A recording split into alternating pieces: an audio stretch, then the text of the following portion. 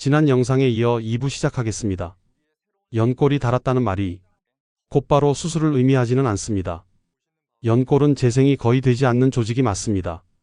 하지만 연골이 조금 닳았다고 해서 곧바로 일상생활이 불가능해지는 것은 아닙니다. 중요한 것은 통증의 정도와 생활 기능입니다. 예를 들어 이런 경우를 생각해 보겠습니다. 엑스레이상으로는 연골이 많이 닳아 보이지만 통증은 심하지 않고 일상생활이 가능하다면 당장 수술을 고려하지 않습니다. 반대로 영상상으로는 초기인데 통증이 심하고 기능 제한이 크다면 적극적인 치료가 필요합니다. 즉, 사진보다 중요한 것은 지금의 삶입니다. 무릎 통증 치료는 크게 4단계로 나눌 수 있습니다.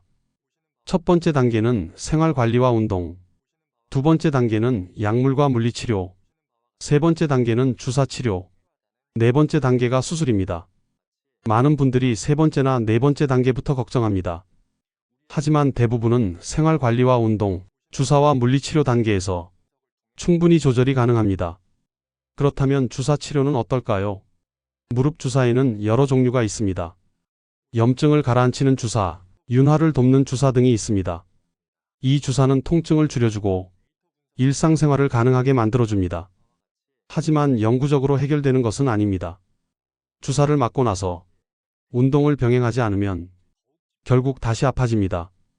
주사는 시간을 벌어주는 치료입니다. 그 시간을 어떻게 쓰느냐가 관건입니다.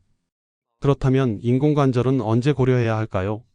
밤에 통증 때문에 잠을 잘 수 없고 평지를 걷는 것조차 힘들고 계단은 거의 불가능하며 약과 주사로도 조절이 되지 않을 때, 그때 비로소 수술을 고민합니다.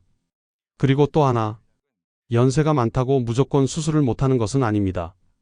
반대로 연세가 비교적 적다고 무조건 미루는 것도 정답은 아닙니다. 중요한 것은 통증과 삶의 질입니다. 다만 수술을 결정하기 전 반드시 점검해야 할 것이 있습니다. 허벅지 근력입니다. 근육이 약한 상태로 수술을 받으면 회복이 더디고 재활이 힘들어집니다. 그래서 수술 전 운동이 중요합니다. 이걸 수술 전 재활이라고 합니다. 많은 분들이 아픈데 무슨 운동이냐고 말씀하십니다. 맞습니다. 아플 때 무리하면 안 됩니다. 하지만 통증 범위 안에서 조금씩 움직이는 것은 관절을 살리는 행동입니다. 무릎은 움직여야 영양이 공급됩니다. 완전히 쉬기만 하면 관절은 더 굳습니다. 여기서 또 중요한 오해 하나를 짚고 넘어가겠습니다. 비 오는 날 무릎이 더 아픈 이유, 정말 기압 때문일까요? 일부 영향은 있습니다. 하지만 더 큰 이유는 관절 주변 조직의 민감도 증가입니다. 이미 염증이 있는 관절은 작은 변화에도 더 예민하게 반응합니다. 그러니 날씨 탓만 하실 것이 아니라 염증 관리에 더 신경 써야 합니다. 그리고 무릎 보호대에 대해 여쭙는 분들도 많습니다. 보호대는 보조도구입니다. 장기간 계속 의존하면 오히려 근육이 더 약해질 수 있습니다. 외출하거나 오래 걸을 때만 사용하시고 평소에는 근육을 키우는 것이 더 중요합니다. 오늘 방송에서 가장 중요한 이야기를 드리겠습니다. 무릎은 소모품이 아닙니다. 많은 분들이 이제 다 썼다고 말씀하십니다. 하지만 무릎은 관리에 따라 충분히 더 오래 사용할 수 있습니다. 체중을 조금 줄이고 허벅지 근육을 키우고 쪼그려 앉는 시간을 줄이고 통증을 무조건 참지 않고 적절한 시점에 진료를 받는 것. 이 5가지만 지켜도 무릎의 수명은 달라집니다.